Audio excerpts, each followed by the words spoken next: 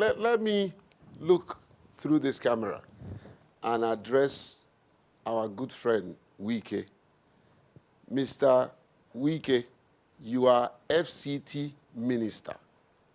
You are not in charge of Rivers State because you are not the governor, period. And I know you know that. So let's not mix issues and address issues the way they should. Please, sir, you are not in charge of Rivers State. You are not the governor. There is a governor. There's a sitting governor of the state. And as long as he's the sitting governor of the state, you are not in charge. You are in charge of FCT. You are our governor here. We agree. But for Rivers State, you're not in charge. The truth is, I mean, this is what you represent. You represent democracy, true democracy, and the principles and values.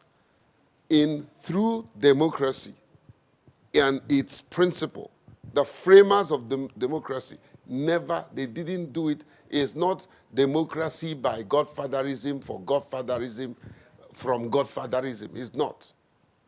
And we should discourage it. And people like that, and people like Wike, should stop this attitude of trying to make themselves lord over a state or over an individual. Thanks for checking out SYMFONI on YouTube.